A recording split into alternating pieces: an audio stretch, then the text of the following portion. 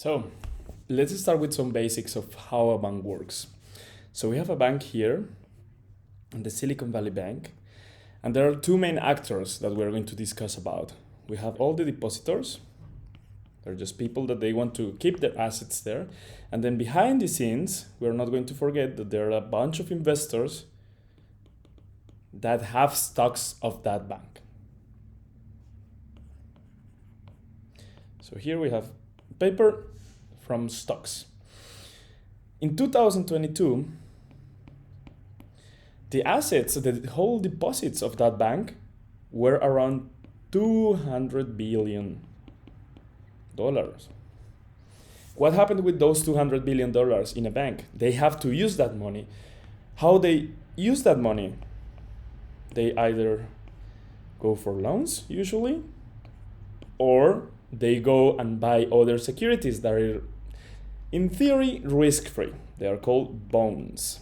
So when you go and buy a bond, the bank is interchanging money for a paper that is called a bond, right? So let's recap here. So from all these $200 billion, there are some in terms of loans, there are some other in bonds. Then something happened in 2022.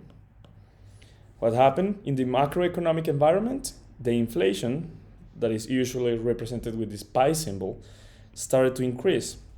The Fed says, I need to control that. So in order to do that, I'm going to put the interest rates high. So I'm going to increase interest rates, and that's something that you have been seeing that is happening. After the Fed increases the interest rates of the United States, the effect on the bonds, that means these papers here, decrease in value. So bonds start to decrease in value. So imagine if a bank is full with those bonds, right? Because they bought it when they had a lot of money. And then suddenly they start losing value, right? So they are going to see that in this bank, some are going to go bad. And then it's really interesting because we have here two main actors, right? Like people that have their investments there and the investors that they own this paper, this stock paper.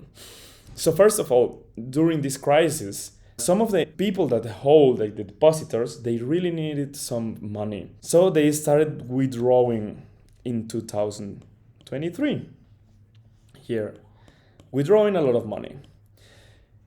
For the bank, in order to commit to those withdrawals, they need to start selling these bonds. When they sell those bonds, remember that the price when they bought them is not the same when they are selling it here right now, because their value decreased. So they are actually incurring some losses there. And then on top of that, you have those investors that they see that because of the value of the assets in the bank is reducing, then the whole value of these papers is also reduced. So what's happening here? Investors start to sell. They say, I don't want this paper anymore. I'm going to give it someone else. And then when you start selling something, the price starts to decline.